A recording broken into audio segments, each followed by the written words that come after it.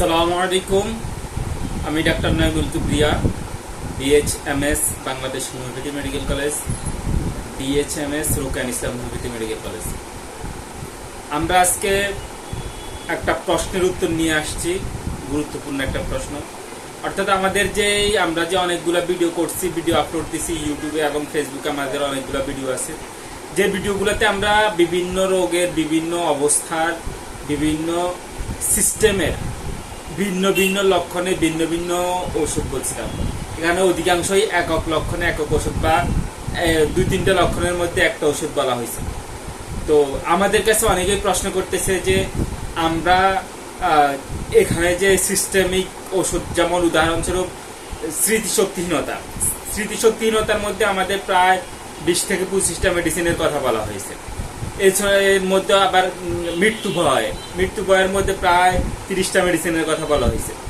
এখন আমাদের কিছু শুভাকাঙ্ক্ষীদের প্রশ্ন হচ্ছে, এই স্মৃতিশক্তিহীনতার মধ্যে যে এই 20টা বা 25টা ওষুধের নাম লেখা বলা আছে, আমরা কি স্মৃতিশক্তিহীনতার মধ্যে এই 20টা 25টা মেডিসিন নিয়েই থাকবো? বা মৃত্যু ভয়ের মধ্যে যে আমরা 30টা মেডিসিনের কথা বললাম, এই যে কোনো মৃত্যু ভয়ের মধ্যে আমাদের কি এই 30টা মেডিসিনের মধ্যেই আমাদের চিকিৎসাটা থাকবে? এরকম অনেকগুলা যে বিষয়গুলো আমরা বলছিলাম, সব বিষয়ের মধ্যে যে কয়টা মেডিসিন নিয়ে আলোচনা করছিলাম, ওই সমস্যাতে ওই কয়টা মেডিসিন নিয়েই থাকবে কিনা, নাকি এর চেয়ে বেশি বা কম হইতে পারে। তো এখানে আমাদের প্রথম এবং সবচেয়ে জোরালো ভাবে কথা হচ্ছে, কখনোই আমাদের বলা যে 25টা 20টা, যদি আমরা 50টাও বলি, তো 50টা, একটা রোগের জন্য 50টা মেডিসিন কখনো যথেষ্ট না। কারণ আমাদের ওষুধগুলা সবসময় রোগের পার্সোনাল যে লক্ষণের সাথে সাথে রোগীর শারীরিক অবস্থা, মানসিক অবস্থা এবং পারিপার্শ্বিক অবস্থা সবগুলা মিলিয়ে ওষুধ হয়। এই ব্যাপারে আমি যে বিষয়টা বলবো সেটা হচ্ছে, আমার ব্যক্তিগত কাছে আমি দেখছিলাম, আমার কাছে যতগুলা রোগী আসছে, অর্ধেক বা অর্ধেকের চেয়ে বেশি রোগী এমন হয় যারা এই গতানুগতিক যে লক্ষণগুলো আমরা বলি, এই লক্ষণ নিয়ে আসে না। কারণ আমার কাছে অধিকাংশ রোগী এমন আসে যারা অন্য কোথাও ওষুধ খেয়ে আসছে, যদি এরকম লক্ষণ থাকতো তারা ওইটা লক্ষণের জন্য ওষুধ খেয়ে আসতো। এবং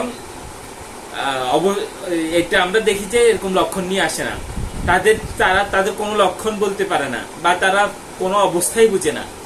তখন আমাদের কি করতে হয়? তখন আমরা তাদের শারীরিক, মানসিক, পারিপার্শ্বিক সব কথা শুনি, স্বপ্নের কথা শুনি, পছন্দ অপছন্দ শুনি, শীত গরমের অবস্থা শুনি, রোগের অবস্থা শুনি, অনেক কথা শুনে তখন আমরা ওষুধ দিই।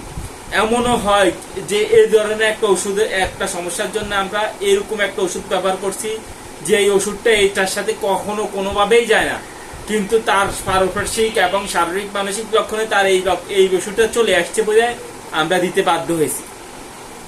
এরকম অনেক সিস্টেম আসে যে এই সিস্টেমের মধ্যে এই ওষুধটা খুব রিস্ক, কিন্তু আমাদের কাছে রোগী যেটা আসছে সে লক্ষণটাই নিয়ে আসছে আমাদের এই রিস্কি মেডিসিনটা নিয়ে।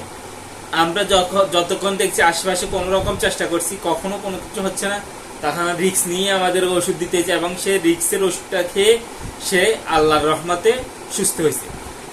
এই কথার মানে হচ্ছে, আমরা যে কয়টা কমন ওষুধ আমরা বর্ণনা করি, এগুলা কমন ওষুধ বলেই বর্ণনা করি, কিন্তু রোগী তো আপনার কাছে কমন রোগী আসবে না। আপনার কাছে রোগী আসবে আনকমন, সমস্যা নেই, কমন রোগী আসবে খুব কম। আপনার কাছে যদি একটা রোগের যদি 100 জন রোগী আসে, তো 100 জনের মধ্যে 20 জন আসবে কমন সিস্টেম নিয়ে, না হয় 30 জন আসবে, না হয় খুব বেশি হলে 50 জন আসবে। 50 জনের বেশি আসবে না। আপনাকে এই লক্ষণ ছাড়াও আপনাকে প্রাসঙ্গিক, পারিপার্শ্বিক, শারীরিক, মানসিক, আদার্স আরো অনেক ব্যাপার আপনাকে জানতে হবে। জানার পরে আপনাকে চিকিৎসা দিতে হবে।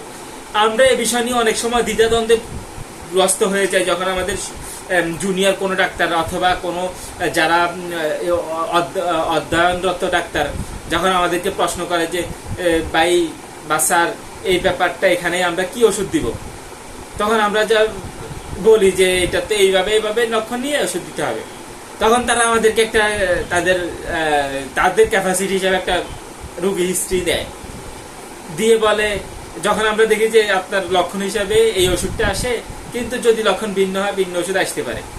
তখন তারা বলে তাহলে আর কি লক্ষণ নিতে হবে?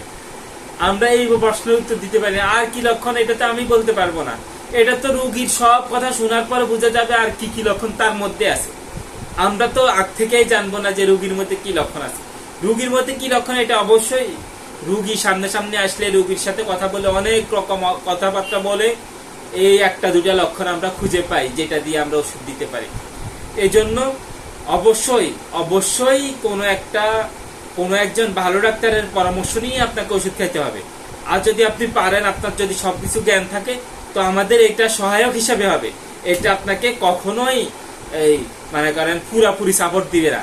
এটা আপনার মনে করেন 20%, 30% না হয় সর্বোচ্চ 50% সাপোর্ট দিবে। এর বেশি সাপোর্ট এই আমাদের ভিডিওগুলা দিবে না। এই ভিডিওগুলো করার উদ্দেশ্য হচ্ছে একটা রোগের বিভিন্ন ধরন হয়ে বিভিন্ন ভিন্ন ওষুধ হইতে পারে। একই রকম ভাবে আপনার সমস্ত অবস্থা, আপনার খাওয়ার ভিন্নতা হিসাবে, ঘুমের ভিন্নতা হিসাবে, চলাফেরার ভিন্নতা হিসাবে, উঠা বসার ভিন্নতা হিসাবে, তারপর আপনার চাহনির ভিন্নতা হিসাবে, সবকিছুর ভিন্নতা হিসাবে, আপনার গড়নের ভিন্নতা হিসাবে ভিন্ন ভিন্ন ওষুধ হয়। এইটা বোঝানোর জন্য আমাদের ভিডিওগুলা। এই ভিডিওগুলো এটার জন্য না যে আপনি এটা থেকে ওষুধ খাইতে পারবেন। এই জন্য আমাদের বিনীতভাবে অনুরোধ থাকবে, কেউ আমাদের এই ভিডিওগুলোকে মিস ইউজ করবেন না এবং ভুল বুঝবেন না।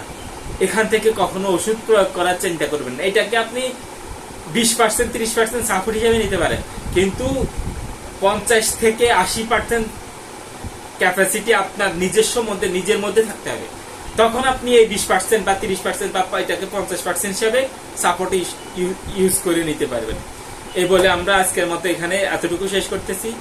সবার শেষে যেটা বলবো, কেউ আমাদের ভিডিওগুলোকে মিস ইউজ করবেন না। এবং কারো যদি মনে হয়, কারো যদি ইচ্ছে জাগে যে আমাদের থেকে ট্রিটমেন্ট নিতে, আমাদের অনলাইন এবং অফলাইনে ট্রিটমেন্টের ব্যবস্থা আছে। যে কেউ যে কোনো ভাবে, যে কোনো সিস্টেমে আমাদের বিভিন্ন নির্দিষ্ট নীতি অবলম্বনকে আমাদের থেকে ওষুধ নিতে পারবেন। আমাদের অনলাইন অফলাইনে সেবা চালু আছে। এই বলে আমরা আজকের মতো এখানে বিদায় নিচ্ছি। আসসালামু আলাইকুম ওয়া রাহমাতুল্লাহি ওয়া বারাকাতুহু।